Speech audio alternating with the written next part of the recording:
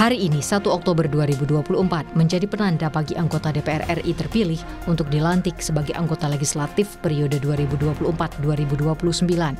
Pada perhelatan pemilu 2024, meski hanya meloloskan 8 partai politik, namun jumlah anggota DPR yang ditetapkan oleh KPU untuk periode saat ini menjadi yang terbanyak sejak 15 tahun terakhir. Dari 580 anggota DPR yang akan dilantik hari ini, nama Zulfikar Ahmad dari fraksi Demokrat asal Dapil Jambi menjadi anggota Dewan yang tertua dengan usia 78 tahun. Zulfikar, ia merupakan mantan Bupati Bungo ini, juga merupakan anggota DPR petahana periode 2014-2019 dan 2019-2024. Selain anggota yang paling tua, ada juga anggota DPR yang paling muda. Ia adalah Anissa Mahesa. Perempuan berusia 23 tahun ini merupakan anak dari almarhum politisi Partai Gerindra yang juga mantan anggota DPR Desmond Mahesa. Sama seperti ayahnya, Anissa juga maju ke Senayan melalui Partai Gerindra dari Dapil Banten. Sesuai UU MD 3, Ketua DPR juga menjadi jatah bagi partai pemenang pemilu 2024, yakni PDI Perjuangan. Namun siapa yang akan ditunjuk menjadi Ketua DPR akan ditentukan kemudian. Bahwa dalam periode ini tidak ada perubahan Undang-Undang MD 3. Nah, sehingga pimpinan DPR tentunya mengacu pada Undang-Undang MD 3 yang masih berlaku pada saat ini. Anggota parlemen di Senayan kali ini juga menghadirkan nama-nama baru yang akan menghiasi gedung DPR Senayan Jakarta. Nama-nama publik figur seperti Once Mekel yang lolos ke Senayan melalui PDI Perjuangan. Ada juga nama musisi Melly Goeslaw yang berhasil meraih 75.000 lebih suara di Jabar bersama Gerindra. Masih dari Jawa Barat, juga ada nama baru, selebritas Verrel Bramasta yang maju melalui PAN. Kemudian ada juga nama anak mantan Ketua Umum Golkar yang juga mantan Ketua DPR RI Setia Novanto, Gafril Novanto, yang maju melalui Partai Golkar. Ada 273 wajah baru yang berhasil lolos ke Senayan atau sekitar 47%. Sedangkan untuk anggota DPR petahana ada 307 orang yang lolos atau 53%. Dan hari ini 580 anggota DPR RI dilantik. Mereka akan mulai bertugas sebagai lembaga legislasi, menjalankan fungsi anggaran, dan menjalankan fungsi pengawasan. Kepada para wakil rakyat di Senayanlah harapan dan cita-cita rakyat Indonesia disematkan agar tercapai kesejahteraan, keadilan, dan keamanan. Tim Liputan Kompas TV. Saudara, harapan baru disematkan kepada 580 anggota DPR yang baru saja dilantik pagi tadi. Lalu seperti apa harapan terhadap para wakil rakyat yang baru menjabat ini? Kita akan bahas di Rumah Pilkada, bergabung bersama kami langsung di studio Orange Palmerah, Jakarta. Ada Direktur Eksekutif dari Lingkar Madani, Bang Ray Rangkuti. Bang Ray, selamat sore, terima kasih sudah hadir langsung. Kita di Rumah Pilkada ya, bukan di Rumah Rakyat ya. Yang tadi dong, yang 700 lebih itu. Tapi ini menarik ya, kalau kita lihat 53% lebih, ini kan wajahnya wajah-wajah lama sepertinya ya kan. Kalau kita lihat, apa sih faktor di belakangnya, kenapa tidak didominasi oleh wajah baru? Karena faktor-faktor lain termasuk juga kalau ikut pilkada harus mundur, itu termasuk mempengaruhi nggak jumlah ini? Kalau dilihat dari faktornya itu, umumnya mereka ini kan mendapatkan nomor cantik lah. Nomor cantik itu ya 1 atau 2 gitu. Dan memang mereka umumnya itu akan mendapatkan limpahan suara partai politik. Belum tentu sih mereka yang mendapatkan suara terbanyak ya. Tapi dengan bantuan partai politik mereka dengan sendirinya akan masuk ke legislatif gitu. Nah, yang kedua adalah menurut saya kalau dilihat juga background yang kedua itu mungkin karena kemampuan mereka itu untuk hidup serta bersama dengan rakyat itu. Meskipun saya nggak terlalu yakin juga karena ini kan 50-50 kan sebenarnya. Kenapa nggak yakin nih Bang? Ya karena dilihat 50-50. Kan 50-50-nya itu kan pendatang kan, orang baru semua tuh. Jadi sebetulnya kalau disebut dengan faktor yang keduanya, ya 50% dari itu kenapa nggak bisa dapat? Kan asumsinya mereka juga hidup bersama dengan rakyat yang kita sebutkan itu tadi gitu ya. Nah, yang ketiga adalah mungkin karena faktor partai. Gitu. Jadi ada unsur ketokohan mereka, itu faktor kedua, tapi juga ada unsur karena partai politik gitu. Nah, itu yang mengakibatkan setengah dari anggota DPR yang sekarang ini tetap wajah lama gitu. Petahana yang kembali maju. Tapi sebetulnya kalau dilihat dari aspek ini, ya kita mau mengatakan perubahannya ini gede, setengahnya kangkut kok gitu. Setengahnya orang baru gitu. Itu persis seperti 2024 yang 2019 yang lalu, yang kurang lebih setengahnya itu hilang, setengahnya masuk orang-orang baru. Meskipun orang-orang barunya kalau saya ini artis, orang dalam juga? Iya. Oke, keluarga juga? Keluarga. Jadi mayoritas adalah berasal dari keluarga politik gitu. Atau berasal dari lebih dekatnya lagi dinasti politik gitu. Jadi totally kalau saya lihat data yang dikemukakan oleh Formapi misalnya ya, hampir 20% anggota DPR yang sekarang itu masih terkait dengan dinasti politik gitu. Jadi kalau kita lihat wajah-wajah baru selain kalangan artis, kemudian juga kalangan selebritis, ternyata keluarga dari anggota DPR yang sudah menjabat sebelumnya. Ini karena faktor apa sih kedekatan kemudian juga popularitasnya mengikuti dari keluarga yang sudah pernah menang begitu ya? Iya, itu mereka bisa mendapat limpahan itu gitu. Tapi kan yang menarik menurut saya di 2024 ini catatan tentang maraknya penggunaan politik uang. Meskipun itu hampir nggak terdeteksi oleh Bawaslu gitu ya. Kalau kita ketemu dengan banyak caleg yang sekarang, mereka umumnya bukan mengeluhkan meskipun mungkin mereka bagian dari itu, betapa maraknya penggunaan politik uang itu. Dan saya kira itu terjadi.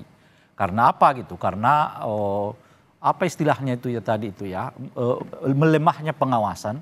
Sebetulnya bukan karena aparat yang ada, kita punya Bawaslu di mana-mana gitu. Tapi cara Bawaslu mendefinisikan politik uang itu yang justru memudahkan orang untuk melakukan praktek politik uang gitu. Nah itu yang kedua. Nah yang ketiga adalah tentu saja petahana-petahana dalam bentuk wajah baru yang kita sebutkan ini.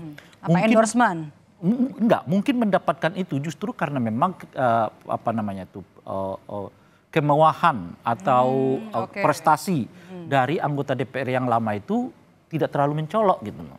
Kan kita harus tahu 9 tahun terakhir ini dalam bacaan saya loh ya. Anggota DPR kita itu seperti stempel terhadap eksekutif kan. Apa aja keluar, ini aja keluar, macam-macam. Semua aktivitas yang berhubungan dengan presiden 9 tahun terakhir ini justru terlegitimasi di DPR-nya gitu. Jadi DPR itu seperti stempel terhadap kebijakan-kebijakan presiden. Baru 1 tahun terakhir ini kan kita mulai sedikit merasakan ada dinamika lah di DPR itu, ada penolakan ini, penolakan itu, macam-macam dan sebagainya itu. Nah, dengan sendirinya kalau ia menjadi bagian dari stempel politik pemerintah itu, ya di mata masyarakat mungkin nggak terlalu terasa efek dari kehadirannya. Termasuk efek legislasinya ya, produk legislasinya. Maka dan karena itu kalau kita lihat sekarang ini kan, partai-partai yang memang cenderung punya kedekatan dengan presiden memang diuntungkan oleh elektoral popularitas presiden gitu ya. Tapi saat yang bersamaan jadi liar. Liarnya artinya begini, kalau ia dianggap tidak terlalu dekat dengan pusat kekuasaan itu akan sendirinya hilang. Disitulah fenomena dinasti ini masuk gitu. Karena saat yang bersamaan masyarakat kita mulai menormalisasi, ya kan? Menormalisasi praktek dinasti politik itu gitu, sehingga mereka menganggap dinasti politik itu bukan lagi bahaya dan ancaman terhadap demokrasi kita gitu. Nah disitulah, sehingga setengah dari anggota DPR kita sekarang ini boleh disebutlah setengah ya itu ya, karena hampir sekitar 47-48% kan anggota baru begitu ya, dan itu umumnya dekat secara dinasti politik gitu ya, dan setengahnya baru incumbent. Partai pemenang juga kan 3 terbesar masih sama, tidak terlalu jauh berbeda dengan. Tidak terlalu banyak. 19. Betul. Dan kalau saya lagi dari data Formapi itu gitu ya, yang paling banyak menerima anggota baru itu, artinya baru dalam kali ini masuk ke DPR itu partai-partai yang sebetulnya menengah ke bawah tuh. Jadi Nasdem punya sosok kader juga ya, yang kuat ya. Ya, ada Nasdem, ada PAN, ya kemudian juga PKS. Itu adalah partai-partai yang paling banyak mendorong kadernya untuk masuk sebagai kader baru gitu. Karena memang mereka, PKB juga termasuk, karena memang mereka mendapat limpahan suara ya dari hasil Pilpres yang kemarin. Gitu ya. Sehingga mungkin karena itu mereka mendapatkan apa istilahnya itu ya, pemain-pemain baru lah untuk masuk ke DPR yang sekarang. Gitu. Ya pun juga sebenarnya paling gampang adalah artis atau keluarga petahana yang juga memang sudah terkenal jadi vote getters begitu ya? Ya, di daerah-daerah yang bersangkutan. Oke.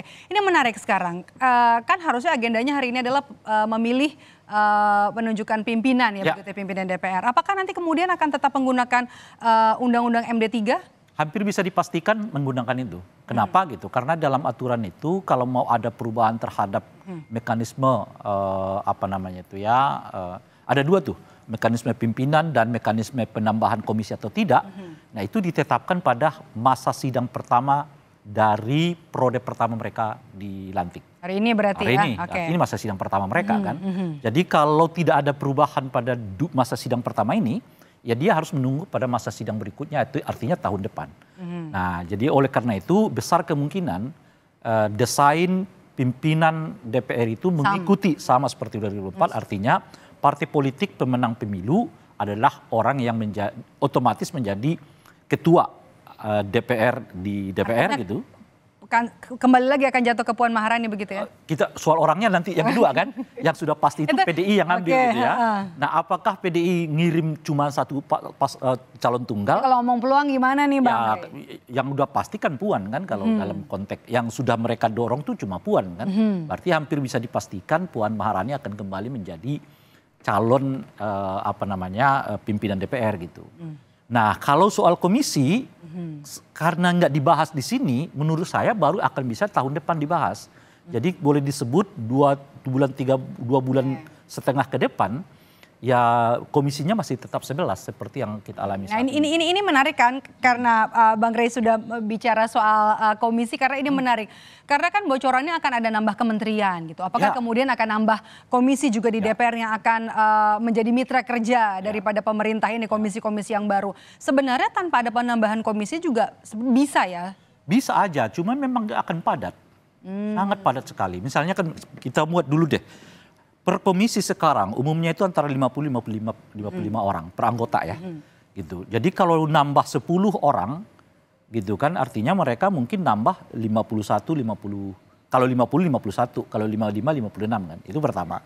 Dan setiap komisi hampir menangani 10 lembaga negara. Yang diawasi oleh mereka. Artinya apa gitu? Kalau kita belejetin tuh satu lembaga negara itu hanya diawasi oleh 5 orang kan. Kalau kita belajarin tuh, saking banyaknya itu. Nah, kalau nambah lagi, ya berarti tugas mereka nambah lagi ekstra. Berarti ada 10 pekerjaan yang mereka harus kawal lagi tuh. Nah, ini yang 10-nya masukin kemana dan sebagainya gitu. Jadi maksud saya yang saya mau katakan itu penambahan komisi hampir tidak bisa dielakkan karena ada penambahan jumlah kementerian. Kecuali jumlah kementeriannya minimalisasi, mungkin nambahnya cuma 3 kementerian, kalau begitu mungkin nggak perlu menambah komisi gitu.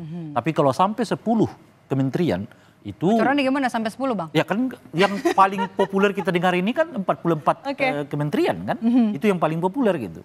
Nah cuman yang saya mau tekankan itu bukan soal penambahannya, yang saya mau tekankan itu kalau hari ini mereka nggak buat keputusan soal desain komisi, itu baru bisa mereka lakukan. Iya, baru mereka lakukan pada masa masa sidang berikutnya. Nah, masa sidang berikutnya itu yaitu tahun depan.